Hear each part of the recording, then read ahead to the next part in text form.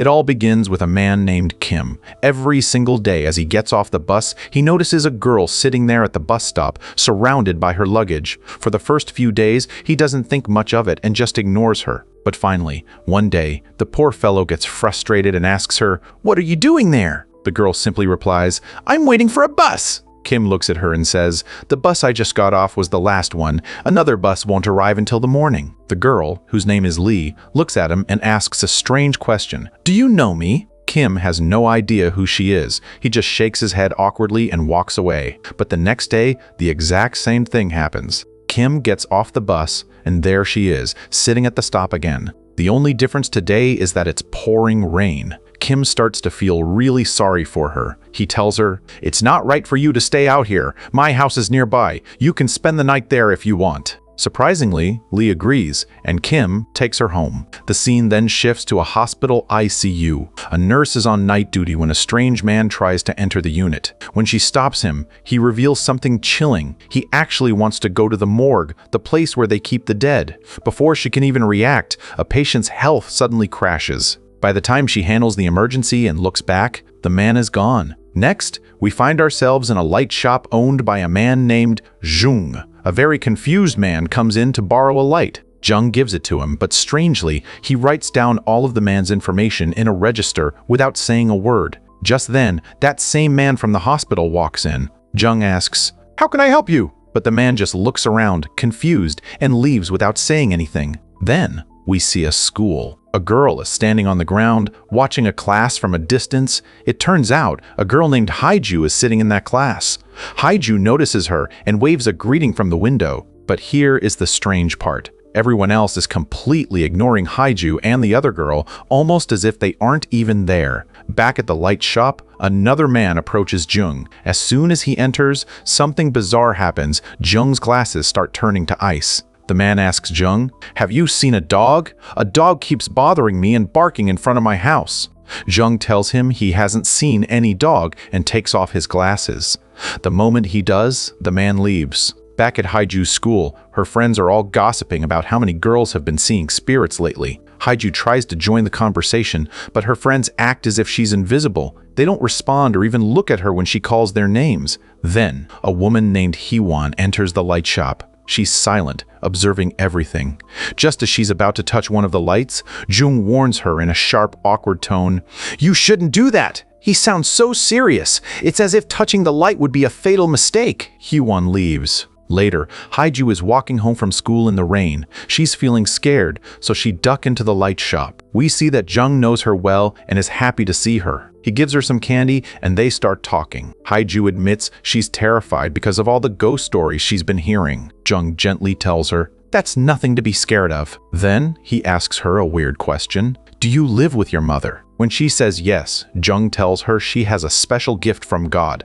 You can see spirits, souls, and ghosts. Excited, Haiju asks, "How will I recognize them?" Jung tells her to look closely. There will always be something abnormal about them. Haiju eventually falls asleep in the shop, and as the camera moves, we see Jung's reflection in a mirror below. He looks incredibly old. It's revealed that Jung himself is a ghost. The story returns to Kim. Back at his house, he notices something horrifying. Lee's fingernails are facing the wrong direction. They are inverted. Before he can react, Lee attacks him. We don't see exactly what happens, but the next thing we see is Lee leaving Kim's house with her suitcase, and blood is dripping from it. On her way, she passes Haiju. Haiju says, "Hi!" and Lee is stunned. She can't understand how this girl can see her, because Lee is a ghost. Meanwhile, a boy named Yuji is walking home, terrified. He starts singing to comfort himself. Inside a nearby house, a girl named Seon is trying to work, but Yuji's singing is distracting her. Suddenly, her lights go out. In the shadows behind her, someone is standing there, but Seon doesn't see them. She checks the switches,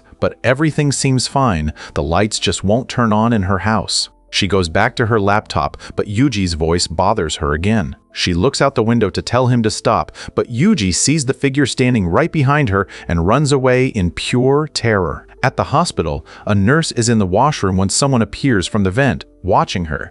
Instead of screaming, she closes her eyes and ears, ignoring the entity until it vanishes. The next night, Haiju is walking home in the rain when she meets Hyewon. Hyewon offers to share her umbrella. As they walk and talk, Hyewon suddenly starts growing taller and taller until she is a giant. Heeju remembers Jung's advice. Ignore them and walk away. She tries to walk straight ahead, but when she looks back, the giant Hyewon is still following her, limping. Jung senses the danger and rushes out of his shop. He tells Haeju to go to his house and then stands before Hyewon, taking off his glasses. His eyes are so terrifying that Hyewon flees.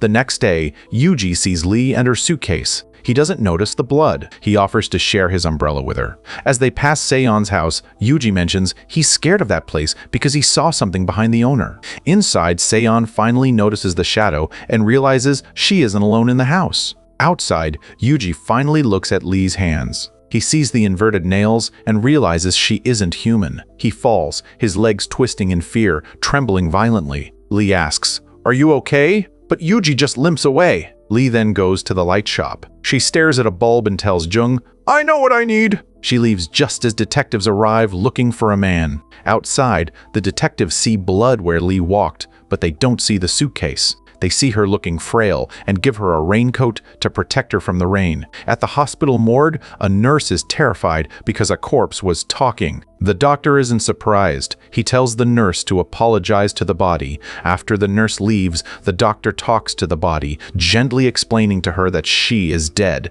In the hospital elevator, the nurse sees a bus driver. He starts crying, and suddenly, water starts gushing from his eyes, filling the elevator. They are both about to drown when the doors open and the water and the man are gone.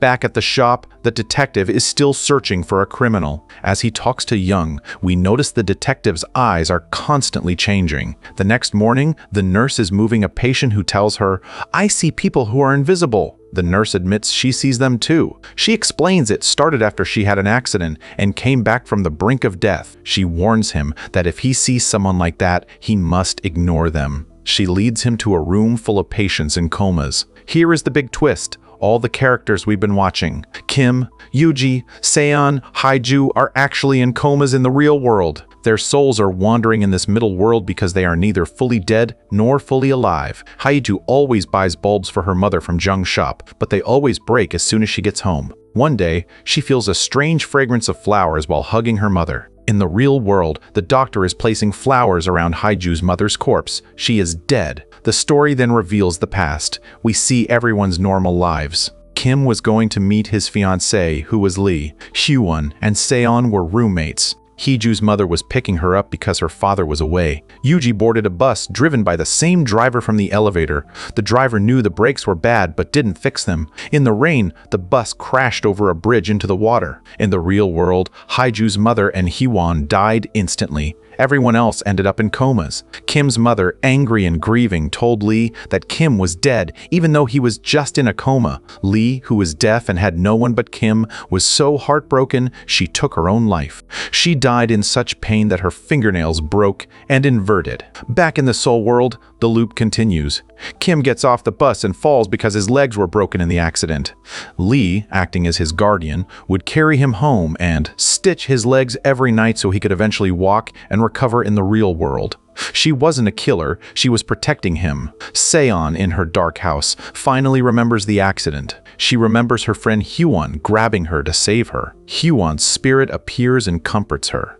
The detective catches his reflection in a lighter and sees that half his head is missing. He runs to Jung, asking why it's always night. Jung removes his glasses, revealing his dark eyes. Jung explains his own story. Years ago, an earthquake collapsed his building. He died trying to save his daughter. He's been running this light shop, which is a portal, hoping to see his daughter one last time. He tells the detective, "You aren't dead. You're in a coma. You have to find your light to go back." The detective's lighter becomes his light. The bus driver, full of regret, starts helping the souls. He takes Yuji to the light shop. Yuji finds his light, the one that shines brightest to him, and Jung sends him back to the living world. Lee finally tells Kim the truth. "You are in a soul world. I am dead, but you are still alive. You have to go back." Kim still doesn't remember her, but he understands. Haeju's mother, who is dead, goes to the shop to get a light for Haeju. Jung realizes that Haeju's mother is his daughter. The long wait is over. Father and daughter are reunited in the spirit world. The bus driver tells Haeju she's in a coma and needs to go to the light shop. She finds her mother there, holding a light for her. Haiju realizes her mother is dead and doesn't want to leave her, but her mother embraces her and forces the light into her hand. Seon, however, sees that her light is weak. She realizes she would be unhappy in the real world without her friend Hyewon, so she chooses to stay in the soul world forever. Lee drags Kim to the shop. He finds his light and flashes back to the real world. Lee is left in tears, knowing she saved him but will never see him again. In the end, Yuji and Haiju wake up in the real world. They remember everything. The bus driver stays in the soul world, helping other coma patients find the light shop. Jung and his daughter stay together in the shop. Kim wakes up but has no memory of Lee, only a vague feeling that she helped him. Detective Song also returns to life, but he can now see spirits. He meets a strange man who tells him not to worry. He can see them too, and eventually, the fear will fade. And that is where our story ends, with the living and the dead finding their own versions of peace.